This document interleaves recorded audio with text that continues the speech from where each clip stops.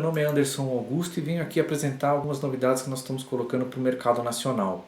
Sou formado em Ciência da Computação e pós-graduado em Gestão de Projetos em TI pela Poli USP aqui em São Paulo e também tenho pós-graduação em Gestão de Projetos pela Universidade de La Verne na Califórnia. Segue aqui o meu link no LinkedIn.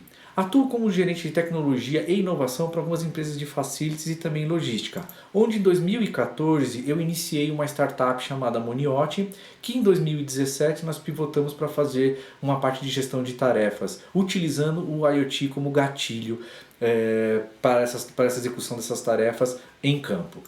Veja esse case aqui genérico que aconteceu com a equipe Ferrari no GP da Europa em 1999, onde o piloto Irvine chega para fazer o pit stop, onde ele tinha que trocar pneus, abastecimento e simplesmente a equipe estava preparada, só que porém os insumos não estavam lá, os pneus não estavam lá no local. Isso fez com que o Irvine, que tinha chances reais de pódio, perdesse essas condições, porque dentro da Fórmula 1 qualquer segundo é muito precioso. Imagina 28 segundos perdidos, e isso foi o que aconteceu com ele. Esta mesma equipe, nós estamos falando de Ferrari, e investimentos em tecnologia e inovação, que são nas quantias enormes, nós estamos falando agora, essa mesma empresa, em 2018, aqui no GP do Brasil, ela faz um dos pitstops mais rápidos da história da Fórmula 1. Em 1,9 segundos ela fez esse pit stop. E aí, qual foi a magia? Então a gente tem aí a gestão das tarefas, cada um sabendo exatamente o que ele tinha que fazer, todos os insumos nos locais que foram combinados, preparados, etc.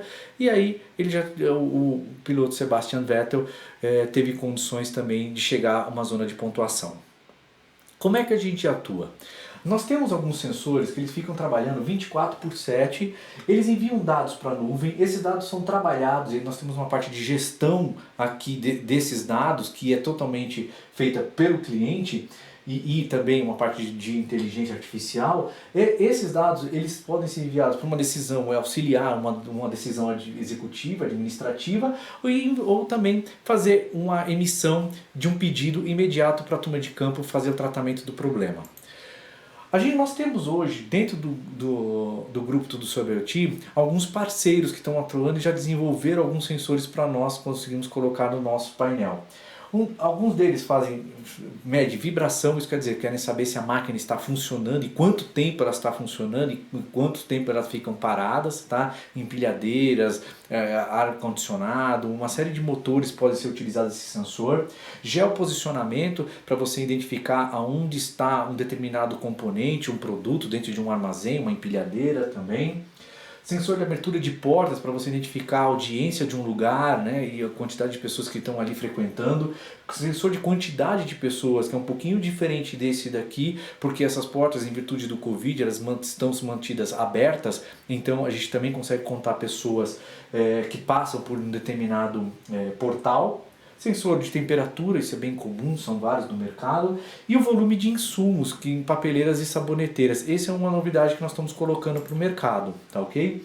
Onde a gente coloca o sensor dentro das papeleiras e das saboneteiras. As torneiras eletrônicas já existem, né, sensores para isso, que fazem, né, a quantidade de uso desses equipamentos. Mas para as saboneteiras e as papeleiras, quando esse insumo ele está num nível mais crítico ou acabando, ele dispara uma tarefa para que a equipe de limpeza substitua e recomponha esses insumos dentro desses dispensers. No caso de contagem de pessoas, como eu comentei, em vãos abertos, nós temos sensores que eles atuam nas portas de abertura automática ou em vãos livres, aonde esse sensor, independente da tecnologia, seja ela Sigfox, seja ela LoRaWAN, seja ela Wi-Fi, nós temos sensores para essas três tecnologias. E elas enviam esse dado para um sensor local ou um gateway local ou um gateway público. Esse gateway ele envia para a internet esses dados para a gente, é alimentado um banco de dados que a gente transforma isso num dashboard para o cliente na posição final.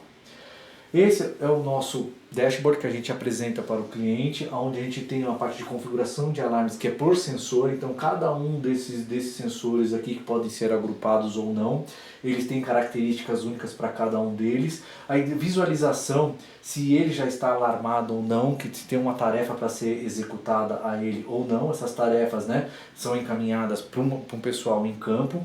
Elas podem ser utilizadas dentro do sistema Trello para gestão de projetos, pode ser enviado via Telegram, por e-mail ou utilizando um sistema do próprio cliente. A gente também tem a gestão de prazos e atividades, e aqui é que a gente determina o SLA dos clientes nos contratos. Como é que a gente faz e o IoT, no que eles auxiliam a gente? Veja aqui um case que a gente está colocando. A gente tem um monitoramento dos 24 horas da utilização de acionamentos de um dispositivo. E a gente também demonstra ao longo de 30 dias como é que eles têm se comportado, né? Então a gente vê assim casos de praticamente finais de semana, feriados, coisas do tipo, e a utilização dos mesmos. Veja que cada um desses daqui, aqueles alarmes, quando ele gera uma atividade, ele me coloca para que o usuário, né, a pessoa em campo, faça a atividade. A gente tem percebido nesse cliente, por exemplo, que os atrasos nos atendimentos ele tem recuado mês a mês. Né? Onde nesse mês agora de março a gente já está menos de 10% das atividades são executadas após 1 hora da notificação que aquele insumo ou que aquele dispositivo foi alarmado, ok? Esse aqui é um sistema que a gente utiliza para gestão de chamados de tarefas em campo, né? Onde a gente faz a convocação para limpezas, quer dizer, testar um equipamento, né, para verificar se ele está em funcionamento ou não, fazer a limpeza, o insumo. Eles têm também características, se ele está dentro de prazo, isso quer dizer, né, como aquilo que é colocado no gráfico anterior. A gente tem ali, se ele está dentro daquela 1 hora, se ele está após 1 hora, ou até mesmo uma programação específica para cada uma dessas tarefas, ok? Essas tarefas elas podem gerar algumas evidências, né, e checklists, se ela foi executada, se outras características que foi contratada dentro do SLA com o cliente, se elas foram realmente executadas a cada um dos chamados. Isso daqui ele te gera, pode colocar numa torre de controle, onde o cliente ele pode ficar monitorando, logicamente, e ele tem a visualização dos dados em tempo praticamente real, ok? Veja esse outro case de uma empresa que é uma empresa de saúde, né, onde eles tinham atividades em uma equipe de limpeza só trabalhando no período da manhã. Veja que a gente notificou ele que os períodos realmente de pico aconteciam no período da tarde. Então isso fez com que a gente pegasse para o cliente e trocasse o horário da equipe de limpeza, mas não somente isso, a gente identificava para ele que realmente não havia necessidade de, após o período das 6 horas, houvesse alguém para fazer a limpeza, porque não havia atividade nesses banheiros, independente dos andares que estavam acontecendo. Isso fez com que tivesse uma economia de praticamente 600 mil ano com esses contratos, né? Mas mais do que isso, também nós geramos também uma economia dos insumos que são ali substituídos em 4%, ok? Aqui está meu contato. Quero que vocês aproveitem muito o que tem muitas pessoas de bastante conteúdo, técnicos maravilhosos dentro de tudo sobre a IoT. E se vocês quiserem entrar em contato comigo, aqui está meu LinkedIn. Um grande abraço, até mais.